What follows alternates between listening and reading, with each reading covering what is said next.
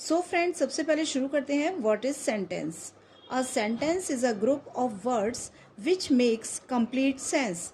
Sentence words का ऐसा group होता है जिससे एक कंप्लीट सेंस तैयार होता है। यानी आपकी कोई लाइन है तो उसका एक कोई सेंस निकलता है अगर उस लाइन का, लिखी हुई लाइन का, तो वो हमारा सेंटेंस कहलाता है। दूसरी क्वालिटी इसमें होती है, a sentence begins with a capital letter and ends with full stop, a question mark और an exclamation mark। सेंटेंस जो होता है हमेशा कैपिटल लेटर से शुरू होता है और जब उसका एंड होता है तब या तो उसमें लास्ट में फुल स्टॉप होता है या क्वेश्चन मार्क होता है या कोई एक्सक्लेमेशन मार्क होता है। A sentence will always have a subject and in most cases a verb। Sentence में हमेशा एक कोई ना कोई सब्जेक्ट होता है, क्योंकि सेंटेंस क्या होता है, हमेशा सब्जेक्ट की बात करता है।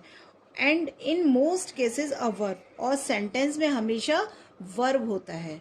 तो ये क्वालिटी जितनी भी थी सेंटेंस की, ये क्वालिटी होती है। अब एक अगर एग्जांपल मैं आपको बताऊं तो हम जैसे कहते हैं कि राम इज प्लेइंग, तो राम यहाँ पर सब्जेक्ट हो गया, इज यहाँ पर वर्ब हो गया, और पूरी बात क्या हो गई कि राम खेल रहा है, राम इज प्लेइंग। तो राम खेल रहा है तो हमारा पूरा सेंटेंस एक कंप्लीट होता है कि राम इज प्लेइंग। इस तरह से अब देखते हैं, अब देखिए फ्रेज की बात करते हैं। A phrase is different form of sentence because it does not make complete sense. Phrase जो होते हैं उनमें कोई कंप्लीट सेंस नहीं होता है। अभी आगे मैं आपको समझाऊंगी क्या होते हैं phrase. Does not have any sign of punctuations, उसमें कोई भी पंक्चुएशंस के साइन नहीं होते। पंक्चुएशंस जैसे कि आपका फुल स्टॉप हो गया, कॉमा हो गए, ये कोई भी साइन उसमें नहीं लगे होते हैं। क्वेश्चन मार्क हो गए। Is only a part of sentence, ये केवल एक पूरे सेंटेंस का एक पार्ट होता है, उसे हम फ्रेज बोलते हैं। Does not have a verb, इसमें कोई भी वर्ब का यूज नहीं होते हैं। वर्ब यानी इज, आर, एम, वाज, वर, ये चीजें इसमें यूज नहीं होती हैं फ्रेज में।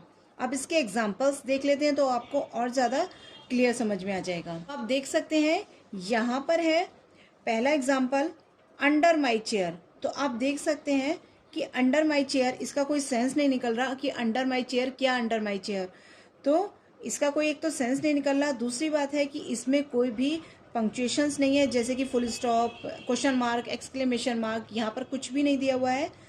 थर्ड थिंग इज कि यहाँ पर कोई भी जो ये स्टार्ट किया गया है तब यहाँ पर कैपिटल लेटर नहीं है और कोई भी इसमें वर्ब का यूज़ नहीं किया गया, यानी is, are, am, was, were, has, have, इस चीज़ का यूज़ बिल्कुल नहीं किया गया है।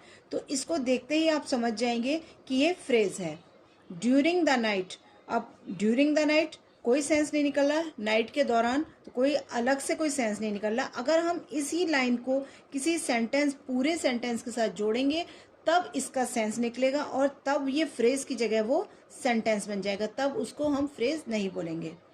There is someone in the room, ये आप देख सकते हैं ये वाला example, there is someone in the room, तो आपको देखते ही लग रहा होगा कि ये सेंटेंस है, क्योंकि यहाँ पर आप देख सकते हैं टी कैपिटल बना हुआ है और लास्ट में पंक्चुएशन यानी फुल स्टॉप लगा हुआ है और पूरा एक लाइन का एक सेंस दे रहा है कि यहाँ पर कोई रूम में है।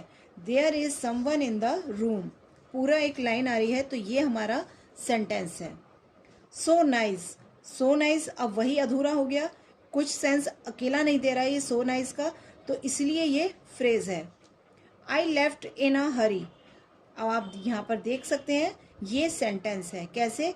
आई यहाँ पर कैपिटल दे रखा है और लास्ट में यहाँ पे पंक्चुएशन दे रखा है, जैसे कि फुल स्टॉप लगा रखा है, और साथ ही में इसमें वर्ब का यूज़ किया गया है और ये पूरा एक सेंस दे रहा है कि आई लेफ्ट इन अ हरी, मैं जल्दी में छोड़ आया। तो इस तरह से फ्रेज और सेंटेंस में हमने डिफरेंस सीखा कि क्या होता है फ्रेज और क्या होते हैं हमारे सेंटेंसेस। आई होप आपको ये वीडियो अच्छी लगी होगी। Thanks for watching.